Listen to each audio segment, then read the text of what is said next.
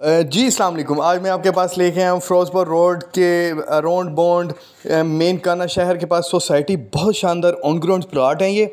पहले यहाँ पे 10 लाख को मरला था क्योंकि ये एलडीए से अप्रूवल होनी थी, लेकिन वो अप्रूवल नहीं हुई तो उन्होंने लोकल नाम रख के इसको चलाया। इसका जो नाम है अल हरम कॉलोनी के नाम से इसको अब बना दिया गया।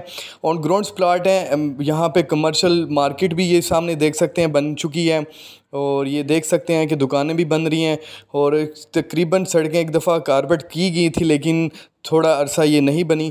और ये देख सकते हैं कि आप ये 5 मरले के यहाँ पे माशाल्लाह घर भी बनना शुरू हो चुके हैं फॉर इन्वेस्टमेंट के लिए, और कुछ लोग यहाँ पे रेजिडेंट्स के लिए होम्स भी बन रहे हैं। ये सामने देखें मदरसा और स्कूल भी बन रहा है माशाल्लाह। और इसी तरह तरह तरह की चीज़ें यहाँ पे बन रही हैं। नक्शे के मुताबिक यहाँ पे घर बनाए जा रहे हैं, कोई लोकल सिस्टम नहीं है।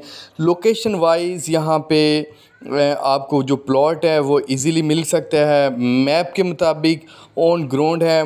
कोई तकरीबन 6 मंथ का तकरीबन टाइम आपको अमाउंट का दे दिया जाएगा।